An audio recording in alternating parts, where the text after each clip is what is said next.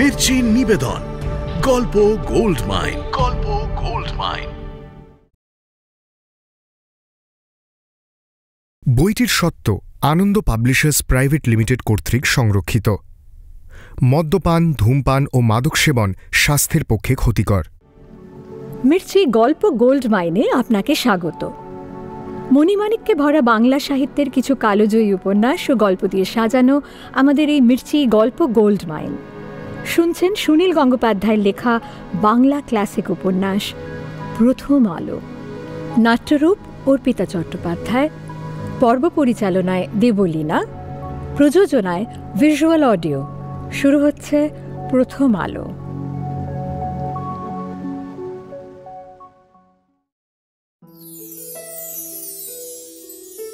আমার ভাই বোনেরা ব্যস্ত হয়ে উঠেছে। তারা একটা তারিখ ঠিক করে ফেলতে চায়। ভাই রবি, আমার শুধু একটাই শর্ত আছে, বিয়ের ব্যাপারে বেশি আড়ম্বর আমি পছন্দ করি না। কাদম্বিনী দারিকাকে বিয়ে করতে দৃঢ় প্রতিজ্ঞ। যত বাধাই আসুক সে মানবে না। এ শুধু সাময়িক মোহ বা তথাকথিত প্রেম নয়। কাদম্বিনী স্বামী হিসেবে পেতে চাইছে একটি আদর্শকে।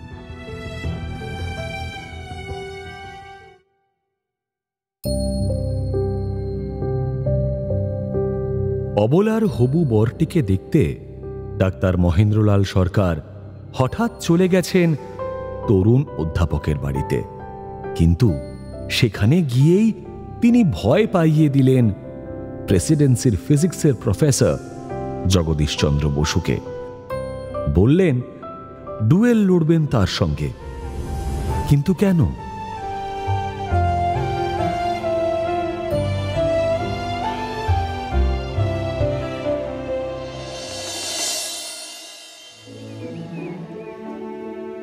হঠাৎ এক আগন্তুক এসে তাকে আলিপুরের ফাঁকা মাঠে ডুয়েলে আহ্বান জানানোয় বেশ অবাক হয়ে গেছে জগদীশ। সে কিছুতেই বুঝতে পারছে না। সে কথা বলাই মহেন্দ্রলাল একই রকম গম্ভীর হয়ে বললেন, শোনো, দুর্গার মেয়ে অবলাকে আমি বিয়ে করব ঠিক করে রেখেছিলাম। সে ডাক্তারিটি পাশ করলেই বিয়ের সানাই বাজাবো।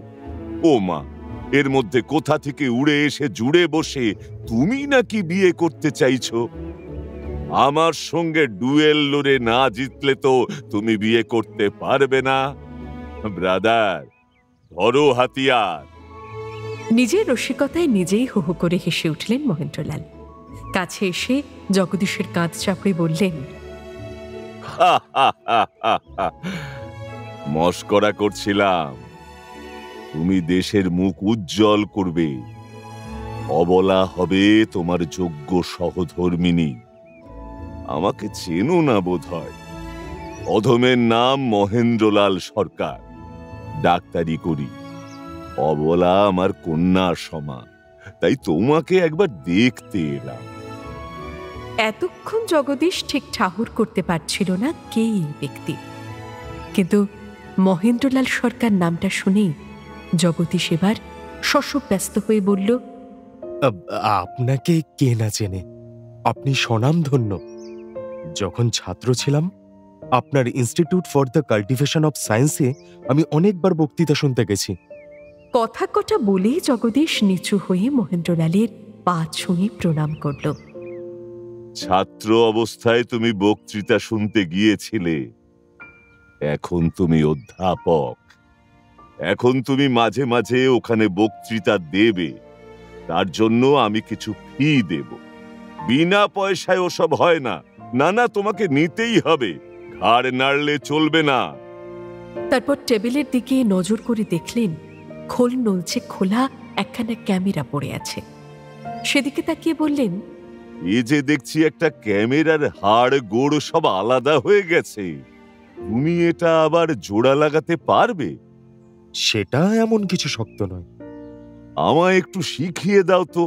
আমি ক্যামেরার ব্যাপারটা ঠিক বুঝি না। তারপর মহেন্দ্রলাল জগদীশের সঙ্গে ক্যামেরার খুঁটিনাটি আলোচনায় এমন মগ্ন হয়ে গেলেন যে অবলার প্রসঙ্গ আর তার মনে এলো না। জগদীশের সঙ্গে তার বেশ বন্ধুত্ব হয়ে গেল। এর দুদিন পর মহেন্দ্রলালকে যেতে হলো কাশিয়া বাগানে জানকীনাথ ঘোষালের বাড়িতে। জানকীনাথের কিছুদিন ধরে ঘুষঘুষে জ্বর চলছে। বসবার ঘরে জানকীনাথের মেয়ে সরলা পিয়ানো বাজিয়ে একটা গান গাইছে। বন্দে মাতরম সুজলাং সুফলাং মলয়জ শীতলম শস্য শ্যামলাং মাতরম বন্দে মাতরম। বঙ্কিমবাবুর লেখা এই পদ্যটির প্রথম দুস্তবকের সুর দিয়েছে সরলার ছোট মামা রবি। তারপর ছোট মামা সরলাকে বলেছে, বাকি অংশটায় তুই সুর বসিয়ে দে না। সরলা সেই চেষ্টাই করছে বসে বসে, এক একটা পংক্তি গাইছে বাড়ি বাড়ি। মহেন্দ্রলাল একটুক্ষণ দাঁড়িয়ে দাঁড়িয়ে গানটা শুনলেন। তার নিজের কণ্ঠে সুর নেই, কিন্তু গানের প্রতি তার বিশেষ দুর্বলতা আছে। সরলা একবার থামতেই তিনি বললেন, বাহ, গানের কথাগুলি তো বেশ তুই রচনা করেছিস নাকি রে? ওমা, কি যে বলেন! এ গান লিখবো আমি? আপনি কিচ্ছু জানেন না, এ তো বঙ্কিমচন্দ্রের লেখা। বঙ্কিমবাবু গান লেখেন, নিজে সুর দিতে পারেন না বুঝি? উনি তো গান হিসেবে লেখেননি, পদ্য লিখেছিলেন। রবি মামা এটা সুর দিয়ে গায়। রবি মামা অনেকের গানে সুর দেয়। মহেন্দ্রলালের হঠাৎ অন্য কথা মনে পড়ল। অবলা গেছে, সরলা তো আছে। বিয়ের সঙ্গে সঙ্গেই অবলাকে আর কিছুতেই মাদ্রাজে পাঠানো যাবে না। 2 বছর অন্তত নববিবাহিত দম্পতি পরস্পর মগ্ন হয়ে থাকবেই, সেটাই স্বাস্থ্যকর। সরলাও মেধাবিনী ছাত্রী। তিনি চুপি চুপি ষড়যন্ত্রের সুরে বললেন, আরে সরলা, তুই পাশ করার পর কি করবি? ডাক্তারি পড়বি? গানের কথা বলতে বলতে হঠাৎ ডাক্তারি পড়ার প্রসঙ্গে অবাক হল সরলা। ভুরু কুঁচকে বলল, ডাক্তারি কেন? কেন কি রে? সাহেবদের দেশে কত মেয়ে এখন ডাক্তার হচ্ছে। এটা মেয়েদের পক্ষে একটা নোবেল প্রফেশন। আগে তো বিয়ে পাশ করি, তারপর ভেবে দেখা যাবে। সরলা সবেমাত্র এন্ট্রান্স পরীক্ষা দিতে যাচ্ছে, তার বিয়ে পাশ করার দেরি আছে। মহেন্দ্রলাল ঠিক করলেন লেগে থাকতে হবে, মাঝে মাঝেই ফুসমন্তর দিতে হবে এই মেয়েটার কানে। এই সময় জানকীনাথ এলেন এই ঘরে। গায়ে জ্বর আছে, চক্ষু দুটি ছলছলে, কিন্তু তিনি বিছানায় শুয়ে থাকতে পারেন না। তুমি তো দিব্যি আছো দেখছি, তবে আবার আমায় ডাক পাঠালে কেন? না হে মহেন্দ্র, জ্বরটা কিছুতেই ছাড়ছে না। তোমার ওষুধ দিয়ে ভালো করে দাও, আমার এখন অনেক কাজ। জ্বর গায়ে অমন চক্কর মেরে ঘুরে বেড়ালে কোনো ওষুধের বাপের সাধ্য নেই রোগ সারায়। অমন অনাচার করলে আমায় ডাকবে না। এসেই বকাবকি করছো কেন? ভেতরে এসো, ভালো করে নাড়িটা দেখে দাও। সরলা আবার পিয়ানো টুংটুং শুরু করতেই মহেন্দ্রলাল জিজ্ঞেস করলেন, জানকী, তোমার মেয়ের বিয়ে দিচ্ছ কবে? ওর দিদির তো এই বয়সেই বিয়ে হয়ে গিয়েছিল। আর বলো না, সম্বন্ধ তো কতই আসছে, কিন্তু এ মেয়ে ধনুর্ভঙ্গ পণ করেছে, বিয়ে করবে না। সারা জীবনই নাকি বিয়ে না করে দেশের কাজে লেগে থাকবে। ওর মায়েরও দেখছি তাতে আপত্তি নেই। মহেন্দ্রলাল সপ্রশংস দৃষ্টিতে সরলার দিকে ফিরে তাকালেন। মনে মনে ভাবলেন, রূপ আছে, বাপের অগাধ টাকা আছে, তবু মেয়ে বিয়ে করতে চায় না, এমন কথা কে কবে শুনেছে? তাহলে আশা আছে, যে মেয়ে ডাক্তার হবে তার বিয়ে না করাই ভালো। নিজে থেকে জেদ ধরেছে বিয়ে করবে না, এ মেয়ে তো একটি দুর্লভ রত্ন। কিন্তু মহেন্দ্রলালের সবচেয়ে বেশি আশা ভরসা যার ওপর, সেই কাদম্বিনী তো বিয়ে করে ফেলেছে, তাও এক বিচিত্র বিবাহ। অসাধারণ সুন্দরী এই কাদম্বিনী। বছর 4 আগে সে চন্দ্রমুখী বসু নামে আরেকটি মেয়ের সঙ্গে বিয়ে পাশ করে শুধু বাংলাদেশ নয়, সমগ্র ভারতের ললনাদের গৌরবের কারণ হয়েছে। সেই কাদম্বিনী বিয়ে করেছে এক দোজবরে পাত্রকে, যার সঙ্গে কাদম্বিনীর বয়সের তফাৎ প্রায় 17 বছর। দ্বারিকানাথ গাঙ্গুলি ছিল কাদম্বিনীর স্কুলের মাস্টার। এ বিয়ের সময় ঘোর প্রতিবাদ উঠেছিল। দ্বারিকানাথ সাধারণ ব্রাহ্ম সমাজের অক্লান্ত কর্মী, তবু ব্রাহ্মরাও অনেকে এই বিয়ে সমর্থন করেনি। কাদম্বিনীর উপযুক্ত পাত্র তো সে নয় বটেই, বয়সের ব্যবধান ছাড়াও দ্বারিকার লম্বা ধ্যাড়েঙ্গা চেহারার কোনো ছিঁড়ি ছাঁদ নেই। সবচেয়ে বড় কথা, মাস্টারের সঙ্গে ছাত্রীর বিবাহ কুদৃষ্টান্ত স্থাপন করে। যারা নারী শিক্ষার বিরোধী তারা এই উপলক্ষে আবার ছোটাবে নিন্দের ফোয়ারা। পুরুষ শিক্ষকদের কাছে অনেকেই মেয়েদের পড়াতে চাইবে না। সেই সময় দুর্গামোহন, মহেন্দ্রলালের মতো কয়েকজন গিয়ে দাঁড়িয়েছিলেন দ্বারকা গাঙ্গুলির পাশে। তাদের প্রধান বিবেচ্য ছিল পাত্রীর সম্মতি আছে কিনা। কাদম্বিনী দ্বারিকাকে বিয়ে করতে দৃঢ় প্রতিজ্ঞ। যত বাধাই আসুক সে মানবে না। এ শুধু সাময়িক মোহ বা তথাকথিত প্রেম নয়, কাদম্বিনী স্বামী হিসেবে পেতে চাইছে একটি আদর্শকে। সত্যি আদর্শ দ্বারকানাথ গাঙ্গুলি। সে এদেশের নারী জাতির উন্নতির জন্য প্রাণপাতও করতে পারে। অবলাবান্ধব পত্রিকা সে চালিয়েছে নিজের খরচে। যে কোনো মেয়ে লেখাপড়া শিখতে চাইলে দ্বারকা তাকে সব রকম সাহায্য দিতে প্রস্তুত। কাদম্বিনীরও উচ্চাকাঙ্ক্ষা আছে। সে ডাক্তার হতে চায় কিশোরী বয়স থেকে। তার বাড়ি থেকে এ ইচ্ছের প্রতি প্রশ্রয় ছিল না। অভিভাবকরা তাড়াহুড়ো করে তার বিয়ের ব্যবস্থা করতে চেয়েছিল। কাদম্বিনী বুঝেছিল কোনো ধনীর ঘরে বিয়ে হলে তাকে অন্তঃপুরে আবদ্ধ করে রাখা হবেই। বাড়ির বউকে কলেজে পড়তে পাঠানো সকলেরই কল্পনার অতীত। আর কাউকেই বিশ্বাস করা যাক বা না যাক, দ্বারকানাথ গাঙ্গুলিকে বিশ্বাস করা যায়। সে তার স্ত্রীর পড়াশুনোর ইচ্ছেতে কিছুতেই বাধা দেবে না। আমন্ত্রণ করলেও অনেকে আসবে না জেনে বিয়েটা হয়েছিল খুব সংক্ষিপ্তভাবে, রেজিস্ট্রি করে।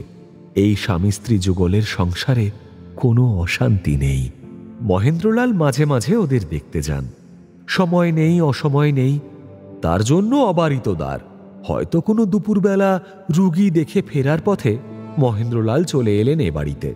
এখানে এলেই দ্বারকার লেখা একটা গান তার মনে পড়ে। সিঁড়ি দিয়ে উঠতে উঠতে তিনি বেসুরো গলায় চেঁচিয়ে গান: না জাগিলে সব ভারত ললনা, এ ভারত তার জাগে না, জাগে না। দ্বারকার প্রথম পক্ষের মৃত স্ত্রীর 2টি সন্তান। বড় মেয়ে বিধুমুখী কাদম্বিনীর চেয়ে সামান্য ছোট। ছেলে সতীশ অস্বাভাবিক, জড় ধরনের। এর মধ্যে কাদম্বিনীরও একটি পুত্র জন্মেছে। সংসারটি যেন হট্ট মেলা। বাড়িতে দাসদাসী রাখার ক্ষমতা নেই দ্বারকার। মেয়ে বিধুমুখীর সঙ্গে উপেন্দ্র কিশোর রায়চৌধুরী নামে একটি ভালো ছেলের বিয়ের কথাবার্তা পাকা হয়ে গেছে, কিন্তু টাকা পয়সা কি করে জোগাড় হবে সেই চিন্তায় দ্বারকা ব্যাকুল।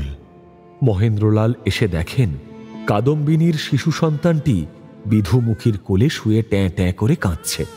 সতীশ হামাগুড়ি দিচ্ছে ঘরময়, এটা সেটা ছুঁড়ে ছুঁড়ে ভাঙছে। রান্নাঘরে উনুনে ভাত চাপিয়ে তরকারি কুটতে বসেছে দ্বারকা। তার খালি গা, পিঠ ভিজে গেছে ঘামে। কাদম্বিনীকে সে কিছুতেই রান্নাঘরে ঢুকতে দেয় না। কেউ কেউ তাকে প্রকাশ্যেই মাগ ভেড়ুয়া বলে গালাগালি দেয়। দ্বারকা তা শুনে হাসে, স্বীকার করে নিয়ে বলে, সত্যিই তো আমি তাই। মেয়েরা চিরকাল অন্ধকারে হেঁসেল ঠেলেছে। এখন 2-1 পুরুষ অন্তত মেয়েদের ধার শোধ করুক। এইসব বিশৃঙ্খলার মধ্যেও ঘরের এক কোণে একটা ছোট টেবিলের সামনে বসে আছে কাদম্বিনী। এমন গম্ভীর মনোনিবেশের সঙ্গে সে বই পড়ছে যে ছেলের কান্না বা অন্য কোনো শব্দই যেন তার কানে যাচ্ছে না। তার হাত দুটি চলছে অবশ্য, সেই হাতে সে ছেলে মেয়েদের জন্য লেস বুনছে। মহেন্দ্রলাল এক দৃষ্টিতে চেয়ে রইলেন সেই ধ্যানী যুবতীর দিকে। তার চোখে জল এসে গেল। তপস্যা আর কাকে বলে? এত প্রতিকূলতার মধ্যেও কাদম্বিনী পাঠ চালিয়ে যাচ্ছে, সে ডাক্তার হবেই। মহেন্দ্রলাল কাছে এসে কাদম্বিনীর মাথায় হাত রেখে ধরা গলায় বললেন, পারবি তো মা, শেষ পর্যন্ত পারবি। দেখিস যেন কিছুতেই হেরে যাস না।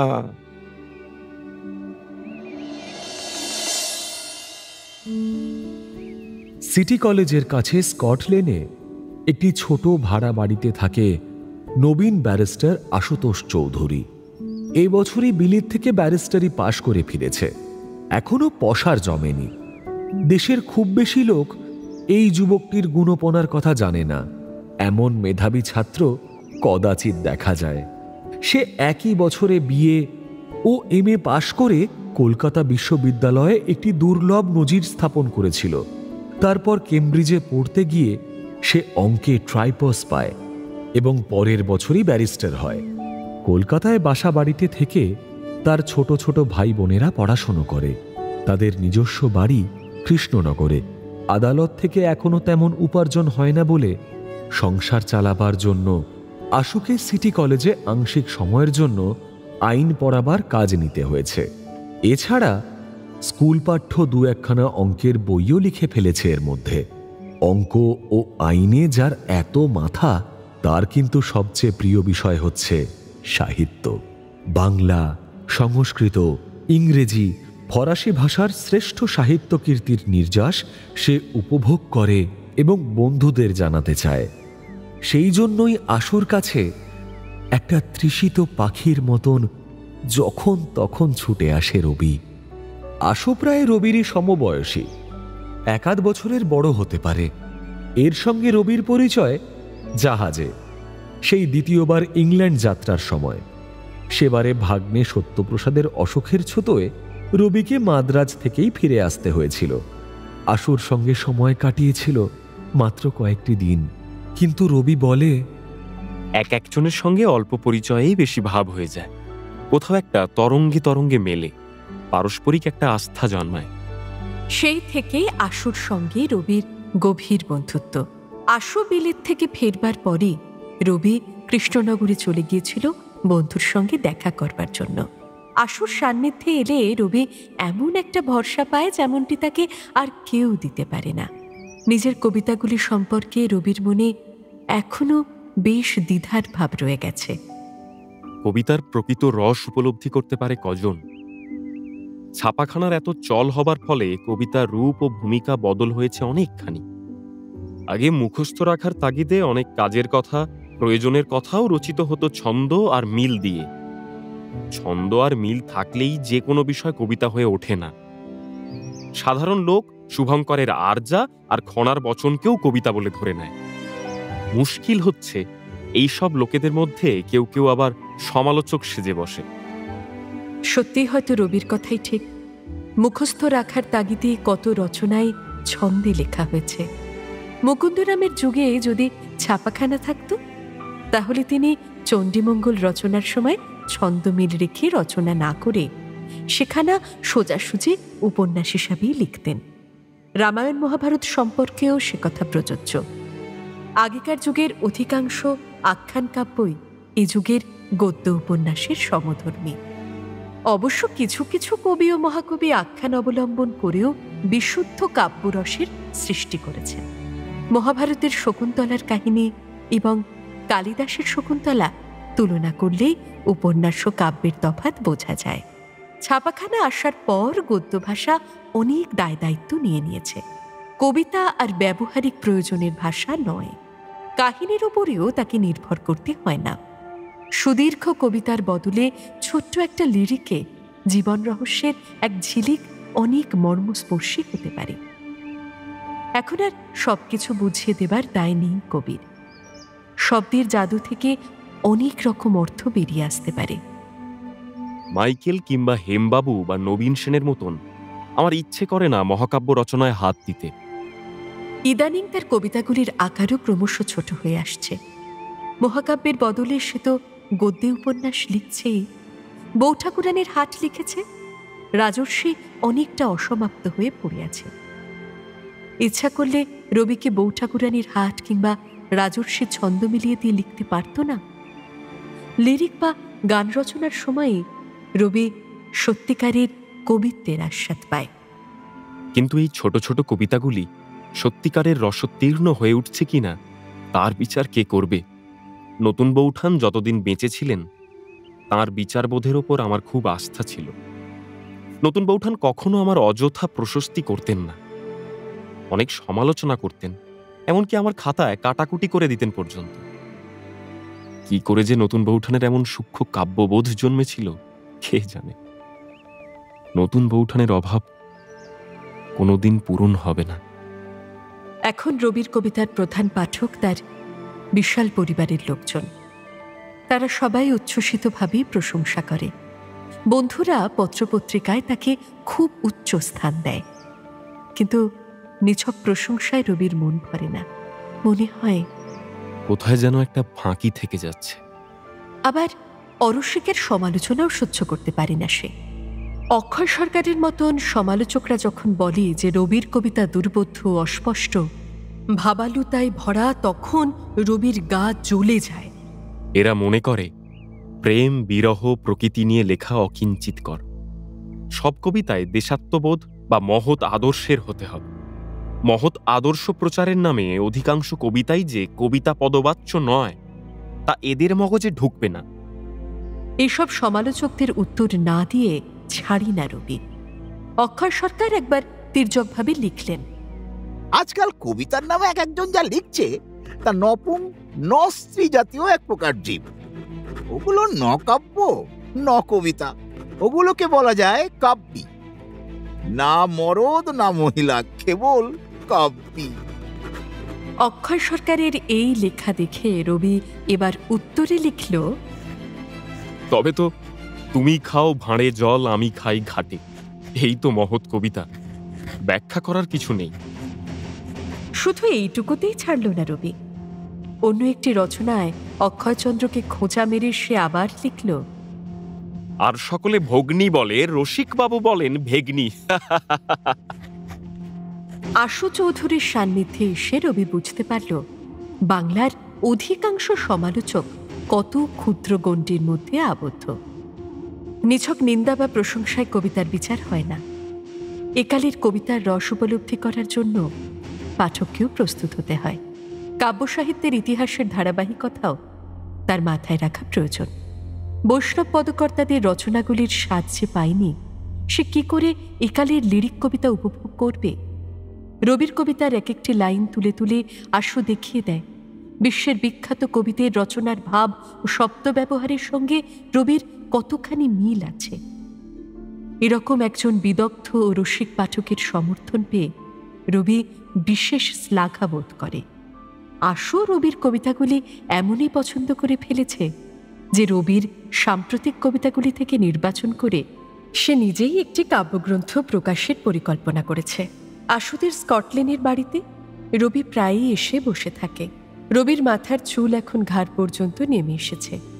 মুখে অল্প অল্প কুচকুচে কালো দাড়ি, গৌরবর্ণ মসৃণ চামড়ায় রয়েছে চিকনতা। চোখ ও নাক গ্রিক দেবতার মূর্তির মতন, দীর্ঘকায় সুগঠিত শরীর। গ্রীষ্মকালে রবি গায়ে কোনো জামা দেয় না, ধুতির ওপর শুধু একটা পাতলা চাদর জড়ানো ঊর্ধ্বাঙ্গে। আশু চৌধুরীর ভাইদের মধ্যে একজনের নাম প্রমথ। 17-18 বছর বয়স।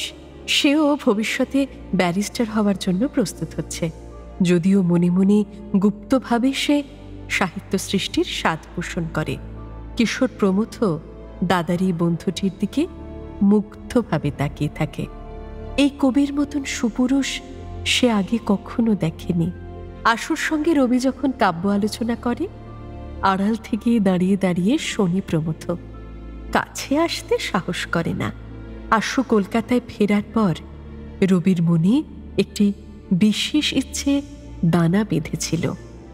এমন গুণবান ছেলে আশু, তার সঙ্গে একটা পারিবারিক সম্পর্ক স্থাপন করা যায় না? ঠাকুর পরিবারে বেশ কয়েকটি বিবাহযোগ্যা কন্যা রয়েছে। তাদের মধ্যে হেমেন্দ্রনাথের কন্যা প্রতিভার বিয়ের ব্যবস্থা করা খুব জরুরি। বাল্মীকি প্রতিভার সেই প্রতিভা এখন অনেক বড় হয়েছে, বয়স প্রায় 21। লেখাপড়ায় সে যেমন ভালো, তেমনই তার গানের কলা। রূপে লক্ষ্মী, গুণে সরস্বতী, এই বিশেষণ এমন মেয়েকেই মানায়। হেমেন্দ্রনাথ এই মেয়ের বিয়ে দেবার কোনো চেষ্টাই করেননি। প্রতিভাকে অনবরত লেখাপড়া শিখিয়ে যাওয়াতেই যেন তার শুধু উৎসাহ। এমনকি প্রতিভা একটু বড় হবার পর বাড়ির অন্য ছেলেদের সঙ্গেও তাকে মিশতে দিতেন না হেমেন্দ্রনাথ। হেমেন্দ্রনাথ আর নেই, এখন তার ছেলে মেয়েদের দায়িত্ব নিতে হবে অন্য ভাইদেরই। রবির ধারণা আশুর সঙ্গে প্রতিভাকে খুবই মানাবে। কিন্তু দুটি বাধা আছে। প্রতিভা সাবালিকা হয়েছে, এখন তার পছন্দ অপছন্দের গুরুত্ব আছে। তাছাড়া উভয় পক্ষই ব্রাহ্মণ হলেও ঠাকুররা রাঢ়ী শ্রেণীর আর চৌধুরীরা বারেন্দ্র। রাঢ়ী বারেন্দ্রদের মধ্যে বিবাহের চল নেই। রবির মতে অবশ্য জাতপাতের এইসব সূক্ষ্ম বিভেদ অর্থহীন। কিন্তু বাবা মশাইয়ের কি মত পাওয়া যাবে? আশুর বাবারও মত নেবার প্রয়োজন আছে। আরও একটা বাধা আছে। আশুর বাবা এমন সুপাত্রের জন্য নিশ্চয়ই অনেক যৌতুক ও পণ চাইবেন। দেবেন্দ্রনাথ অনেক হিন্দু রীতিনীতি মানলেও পণ প্রথার ঘোর বিরোধী। নাতনির বিবাহে তিনি অবশ্যই দুহাত ভরে যৌতুক দেবেন, কিন্তু পাত্রপক্ষের কোনো দাবি থাকলে বেঁকে বসবেন। রবি একদিকে আশুকে জোড়াসাঁকোর বাড়িতে চায়ের নিমন্ত্রণ করে ডেকে আনল, বসালো 3 তলায় নিজের মহলে। মৃণালিনী এমনিতেই বাইরের লোকের সামনে বিশেষ আসতে চায় না। এখন তার শরীরে গর্ভলক্ষণ স্পষ্ট হয়েছে। এখন পরপুরুষের নজরে আসার প্রশ্নই ওঠে না। প্রতিভাকে ডেকে আনা হয়েছে কেক পেস্ট্রি ও চা পরিবেশনে সাহায্য করার জন্য। লোরেটো স্কুলে পড়া মেয়ে প্রতিভা কথাবার্তায় অত্যন্ত সপ্রতিভ। অন্য মেয়েদের মতন সে অপরিচিতদের সামনে লজ্জায় বাক্যহারা হয়ে যায় না। রবি গান বাজনার প্রসঙ্গ তুলে প্রতিভাকেও যোগ দেওয়ালো সেই আলোচনায়। বাংলা গান তো বটেই, বিলিতি সঙ্গীতও বেশ ভালো জানে প্রতিভা। একবার আশুদের কৃষ্ণনগরের বাড়িতে বেড়াতে গিয়ে বেশ নাকাল হয়েছিল রবি। কৃষ্ণনগরে গান বাজনার খুব চর্চা আছে।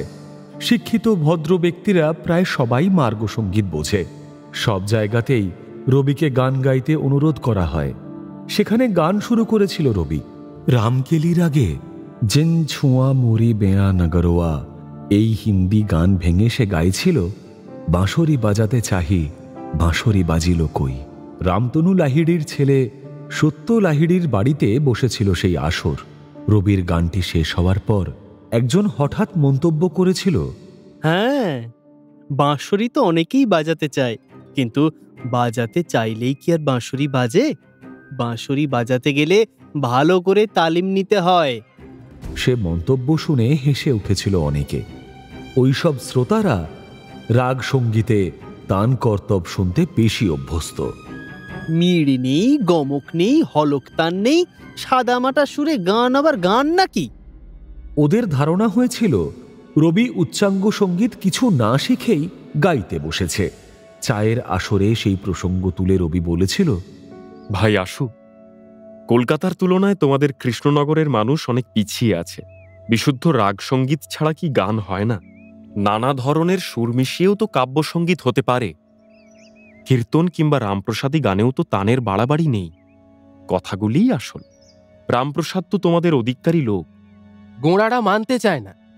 রামপ্রসাদী বা কীর্তন কি বড় আসরে মর্যাদা পায়? অনেকে ভাবে ওসব মাঠঘাটের গান। খোলা মাঠের গানেরও কি মর্যাদা কম? বাংলার মাঝিরা যে ভাটিয়ালি গায়, রাখালরা বাঁশিতে যে সুর ধরে, তা কি আমাদের মন টানে না? রাগের বিশুদ্ধতা ধরে বসে থাকলে নতুন নতুন সুরের সৃষ্টি হবে কি করে?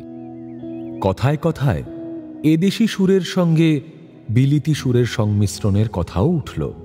উদাহরণ হিসেবে রবি কয়েকখানা গান শোনাতে বলল প্রতিভাকে। প্রতিভা গিয়ে পিয়ানোতে বসল। তারপর প্রতিভা একটার পর একটা গেয়ে যাচ্ছে, আর আশু যেভাবে মুগ্ধ দৃষ্টিতে তাকিয়ে আছে তার দিকে, তাতে রবি যেন একটা ভবিষ্যতের ছবি দেখতে পেল। সে ভাবতে লাগল, কয়েক বছরের মধ্যেই খ্যাতিমান ব্যারিস্টার হয়ে উঠেছে আশু। যেমন তার প্রতিপত্তি, তেমনি অর্থাগম হচ্ছে প্রচুর। আর প্রতিভা সেই ব্যারিস্টারের উপযুক্ত গৃহিণী। সান্ধ্য পার্টিতে সে আমন্ত্রিত বিশিষ্ট ব্যক্তিদের এই রকমভাবে পিয়ানো বাজিয়ে গান গেয়ে শোনাবে। প্রতিভা ও আশু যে পরস্পরকে পছন্দ করেছে তা জানতে দেরি হল না রবির। এরপর সে চুঁচুড়ায় গিয়ে বাবা মশাইয়ের কাছে কথাটা পারল। দেবেন্দ্রনাথ প্রথমে বেশ কিছুক্ষণ বিস্মিত হয়ে তাকিয়ে রইলেন কনিষ্ঠ পুত্রের দিকে। তিনি ভাবতে লাগলেন, রবি ঘটকালি করছে। আসলে তার পুত্রদের কার কি যোগ্যতা তা সঠিক বোঝেন দেবেন্দ্রনাথ। রবির ব্রহ্মসঙ্গীত রচনার প্রতিভায় দিন দিন মুগ্ধ হচ্ছেন তিনি। কাব্য ও সঙ্গীত রচনায় এ ছেলে যে তার অন্য সব ভাইদের ছাড়িয়ে যাবে তাতে এখন আর কোনো সন্দেহ নেই। জমিদারির কাজও কিছু কিছু শিখছে রবি, কিন্তু ঘটকালি করাও যে রবির পক্ষে সম্ভব তা তিনি চিন্তা করেননি। কবিরা তো শব্দের সঙ্গে শব্দের বিয়ে দেয়, অন্য কোনো বিয়ে নিয়ে কি তারা মাথা ঘামায়? প্রতিভাকে যে এতদিন বিয়ে না দিয়ে অরক্ষণীয়া করে রাখা হয়েছে তার জন্য বেশ বিরক্ত ছিলেন দেবেন্দ্রনাথ। তিনি নানান প্রশ্ন করে খুঁটিয়ে খুঁটিয়ে পাত্রটির নিজের যোগ্যতা ও বংশ পরিচয়ের কথা জানতে লাগলেন। তারপর অপ্রত্যাশিতভাবে তিনি হঠাৎ বললেন, এ তো খুবই উপযুক্ত প্রস্তাব। তিনি রাঢ়ী বারেন্দ্রর প্রশ্ন তুললেন না, পাত্রের পিতার বৈষয়িক অবস্থা জানতে চাইলেন না। এ ছেলেটি যে পরম বিদ্বান এটাই যেন তাকে আকৃষ্ট করল সবচেয়ে বেশি। তিনি রবিকে বললেন, যত শীঘ্র পারো ব্যবস্থা করো, আমার আশীর্বাদ পাবে। কিন্তু আশুর বাবাকে রাজি করানো অবশ্য এত সহজ হল না। সে বাড়ির লোকজনরা যৌতুক ও পণ নিয়ে দরাদরি শুরু করে দিল। রবি আকারে ইঙ্গিতে বোঝাবার চেষ্টা করল যে দেবেন্দ্রনাথ স্বেচ্ছায় যৌতুক হিসেবে যা দেবেন তা পাত্রপক্ষের কাছে আশাতীত হবে, কিন্তু প্রথা অনুযায়ী চৌধুরীরা আগে থেকে শর্ত করে নিতে চায়। সম্বন্ধ যখন প্রায় ভেঙে পড়ার উপক্রম, সেই সময় আশু নিজে থেকেই আর একদিন জোড়াসাঁকোয় এসে চা খেতে চাইল। আবার প্রতিভার গান শুনল সে। এতদিন সে বাড়ির লোকের কথার ওপর কোনো কথা বলেনি। এবার সে রবিকে জানালো, আমার ভাই বোনেরা ব্যস্ত হয়ে উঠেছে, তারা একটা তারিখ ঠিক করে ফেলতে চায়। ভাই রবি, আমার শুধু একটাই শর্ত আছে, বিয়ের ব্যাপারে বেশি আড়ম্বর আমি পছন্দ করি না। এই বিয়েতে কোনো যৌতুক দেওয়া চলবে না। ঠাকুর পরিবারের রীতি অনুযায়ী বিয়ের সমস্ত অনুষ্ঠান হলো জোড়াসাঁকোর বাড়িতেই। আশুর বাবা এলেন না, আর ভাই বোনেরা বাসর ঘরে আসর জমিয়ে রাখলেন। সার্থক হল রবির জীবনের এই প্রথম ঘটকালি। আশুর পক্ষে ঘর জামাই হওয়ার প্রশ্নই ওঠে না। নববধূকে সে নিয়ে গেল স্কটল্যান্ডের ছোট্ট বাড়িতে। কয়েকদিনের মধ্যেই দিব্যি সংসার গুছিয়ে নিল প্রতিভা। এত ধনী পরিবারের কন্যা হয়েও এরা তেমন বেশি বিলাসিতায় অভ্যস্ত নয়। প্রতিভা বেশ মানিয়ে নিতে পারল অল্প জায়গার মধ্যেই। রবি এখন প্রায় প্রতিদিনই আসে। বালক পত্রিকা দেখাশোনার ভার সে ছেড়ে দেওয়ার পর এখন সে পত্রিকা মিশে গেছে ভারতীর সঙ্গে। রবির ওপর এখন বিশেষ কোনো দায় দায়িত্ব নেই। আশুর সঙ্গে বসে বসে সে তার নতুন বইটির জন্য কবিতা সাজায়। একদিন এ বাড়িতেই প্রেসিডেন্সি কলেজের দুটি ছাত্রের সঙ্গে পরিচয় হল রবির। কৃষ্ণনগর অঞ্চলে মামাবাড়ির সূত্রে যাদুগোপালের সঙ্গে আশু চৌধুরীদের একটা আত্মীয়তা আছে। যাদুগোপাল তার বন্ধু ভরতকেও সঙ্গে নিয়ে এসেছে। ভরত স্বভাব লাজুক, অচেনা পরিবেশে সে বিশেষ কথা বলতে পারে না। যাদুগোপাল আবার তেমনই বাকপটু, তার মুখে খই ফোটে। তার কৌতূহলেরও শেষ নেই। রবির কবিতার সে ভক্ত। রবিকে নানান প্রশ্ন করতে লাগলো সে। রবি বেশ উপভোগ করছে তার কৌতূহল। প্রেসিডেন্সি কলেজের ছাত্ররা এখন রাজনীতিতে মেতেছে, তারা তাহলে কবিতাও পড়ে? ভরত একসময় শুধু জিজ্ঞেস করল, রবিবাবু, বালক পত্রিকায় আপনার যে ধারাবাহিক কাহিনীটি বেরুচ্ছিল সেটা আমি পড়েছি। আপনি কখনো ত্রিপুরায় গেছেন? না, যাইনি, যাওয়ার ইচ্ছে আছে। কোনো জায়গায় না গিয়েও এমন নিখুঁত বর্ণনা, সত্যি বিস্ময়কর। কবিরা স্বর্গ এবং নরকের বর্ণনাও লেখে। এই যেমন ধরো দান্তের ডিভাইন কমেডি, উনি কিন্তু এই দুটো জায়গাতে না গিয়েই লিখেছেন। আমার এই বন্ধু ভরতের বাড়ি ত্রিপুরায়। তাই বুঝি? ত্রিপুরায় বেড়াতে গেলে তোমাদের বাড়িতে থাকতে দেবে? প্রিয় রবির কাছ থেকে এমন আবদার শুনে খুশি হওয়ার বদলে ভরত বরং অপ্রস্তুত বোধ করল। তারপর দুদিকে মাথা নেড়ে আস্তে আস্তে বলল, ওখানে আমাদের কোনো বাড়ি নেই। কথা ঘুরিয়ে প্রসঙ্গান্তরে চলে গিয়ে জাদুগোপাল নানা প্রশ্নের মধ্যে একবার জিজ্ঞেস করল, আচ্ছা রবিবাবু, আপনি তো অনেক রকম কাজ করেন, আদি ব্রাহ্ম সমাজের কাজ, জমিদারির কাজ দেখা, এত রকম লেখা, এর মধ্যে কোনটা আপনার সবচেয়ে ভালো লাগে? মুখে না বললেও রবি জানে কি তার সবচেয়ে বেশি ভালো লাগে। কোনো কাজ নয়, ছোটাছুটি নয়, বক্তৃতা নয়, এগুলো করতে সে বাধ্য হয়। কিন্তু তার সবচেয়ে বেশি ভালো লাগে একা একা শুয়ে থাকতে আর লিখতে। কবিতা, গদ্য, গান, হেঁয়ালি, চিঠি, শুধু লেখা, যে কোনো লেখা। একটার পর একটা শব্দ খুঁজে খুঁজে নির্বাচন করে গেঁথে কোনো কিছুকে নির্মাণ করাকে সে মনে করে শ্রেষ্ঠ নির্মাণ। চৈতন্যলীলা নাটকের জন্য স্টার থিয়েটারের জয় জয়কারের ফলে গিরিশচন্দ্র পরপর আরও কয়েকটা ভক্তিরসাত্মক নাটক নামিয়েছিলেন। প্রহ্লাদ চরিত্র, নিমাই সন্ন্যাস, প্রভাস, যজ্ঞ, বুদ্ধদেব চরিত, এইসব নাটকগুলিতে ভক্তিবাদীর জোর প্রচার হতে লাগলো বটে। কিন্তু গিরিশচন্দ্র টের পেয়েছিলেন দর্শকের সংখ্যা ক্রমশ কমে আসছে। রঙ্গমঞ্চ পুরোপুরি প্রচারকের ভূমিকা নিলে দর্শকরা বিমুখ হবেই।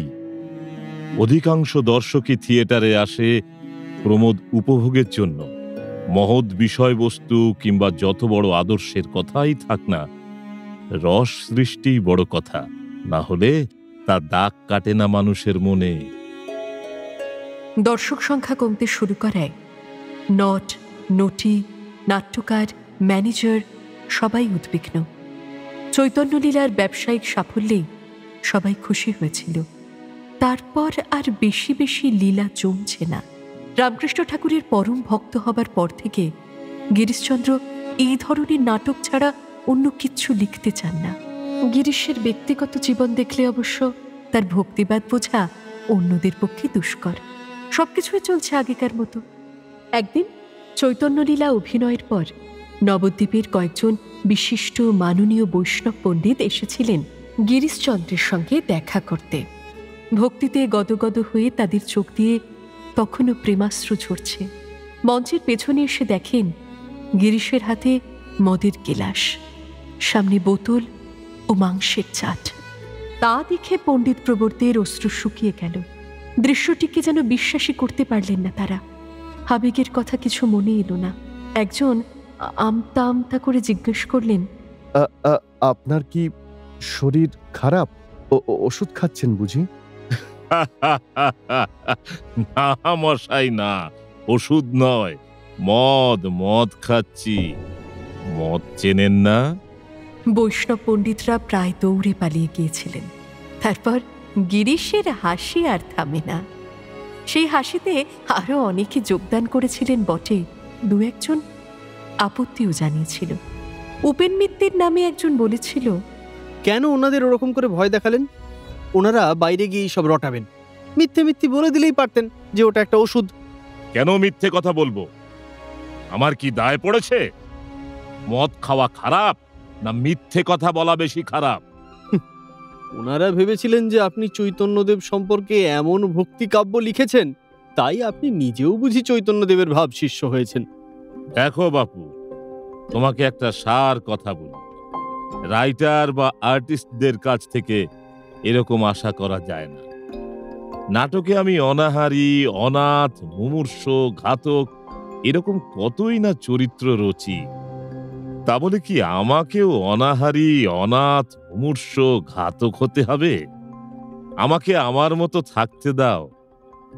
মদ খেলে আমার ফুর্তি হয়, তাই খাই।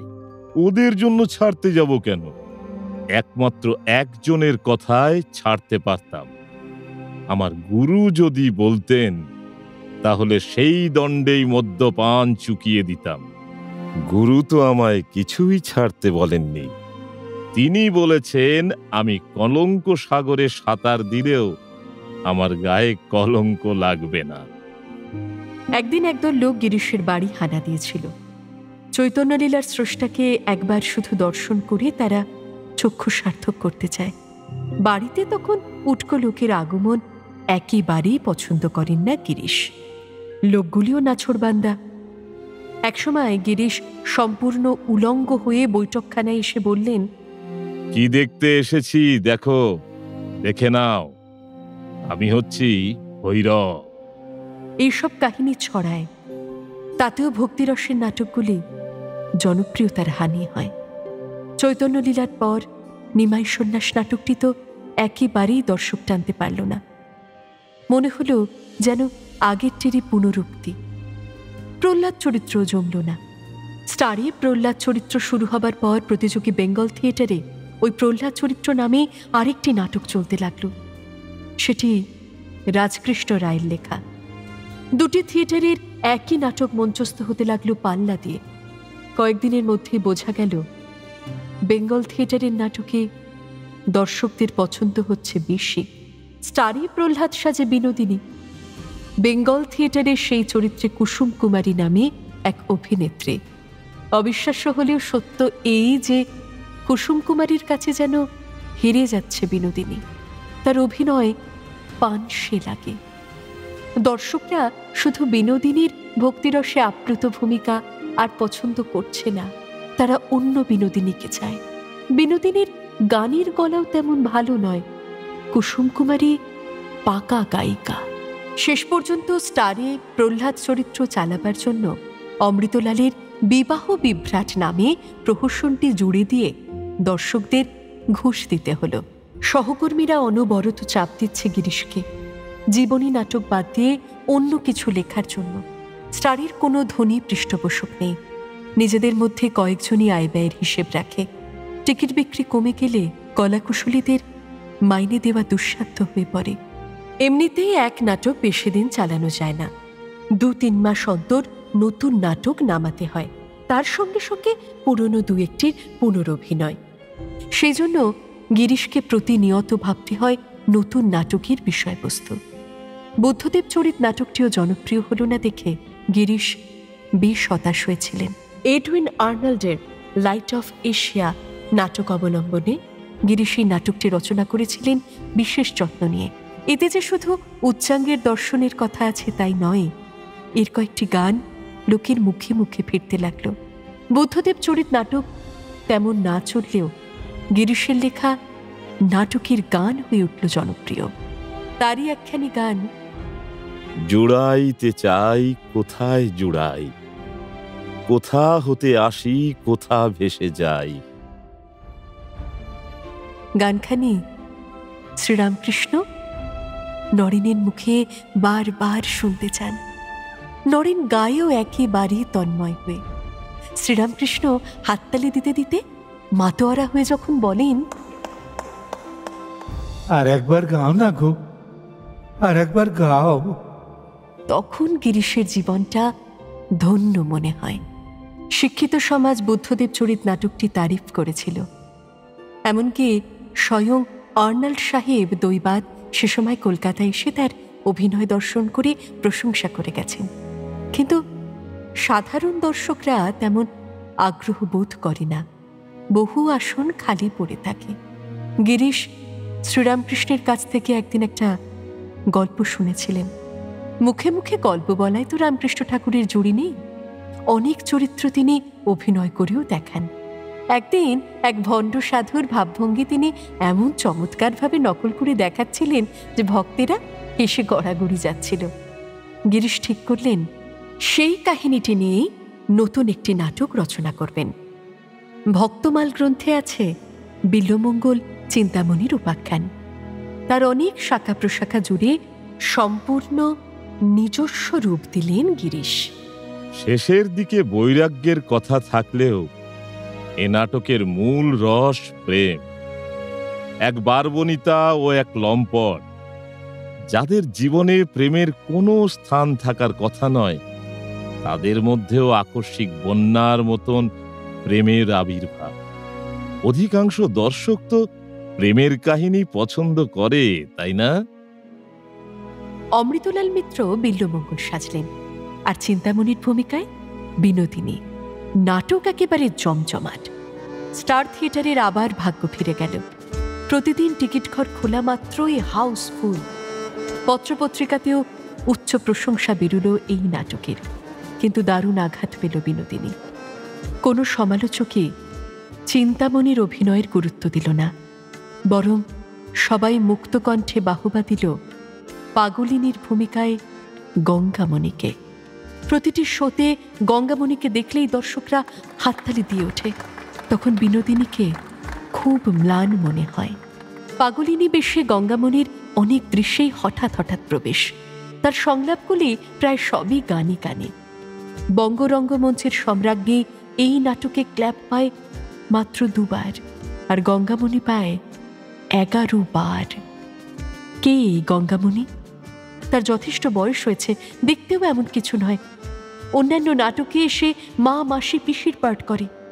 এই নাটকে সে যে দর্শকদের নয়নের মণি হয়ে গেল। সে কৃতিত্ব গিরিশের। একদিন নাটক শুরুর আগে ফার্স্ট বেল বেজেছে। কেউ একজন অমৃতলালকে খবর দিল, বিনোদিনী তো এখনো মেকআপই নেয়নি। অমৃতলাল গ্রিন রুমে উঁকি মেরে দেখলেন আয়নার সামনের টুলে বিনোদিনী থুম হয়ে বসে আছে। মুখে রং মাখেনি, পোশাক পাল্টায়নি।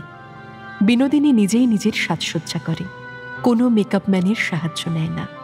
গ্রিন রুমে সে একা। অমৃতলাল উদ্বিগ্ন হয়ে কাছে এসে বললেন, কিরে বিনোদ, তুই এখনো তৈরি হসনি? দেখি শরীর খারাপ লাগছে নাকি? বিনোদিনী মুখ তুলে চেয়ে কয়েক মুহূর্ত নীরব রইল। তারপর শান্তভাবে বলল, আজ আমি নামব না, শো বন্ধ করে দাও।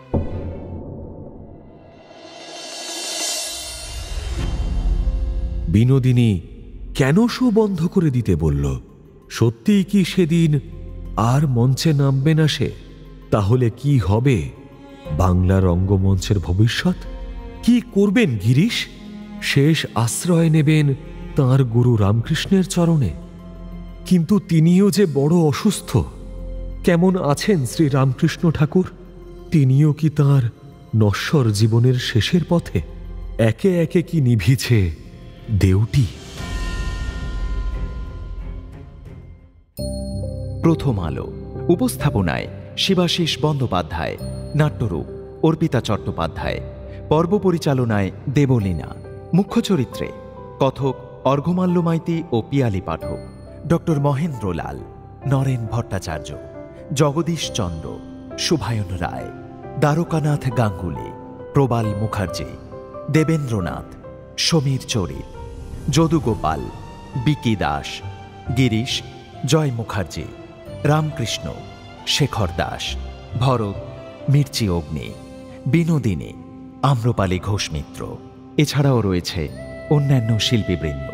আবহ সঙ্গীত কৌশিক দাস, প্রযোজনায় ভিজুয়াল অডিও, সৃজনশীল পরিচালনায় ইন্দ্রাণী চক্রবর্তী।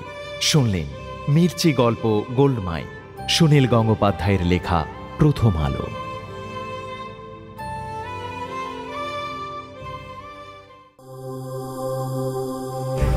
মির্চি নিবেদন গল্প গোল্ড মাইন। গল্প গোল্ড মাইন।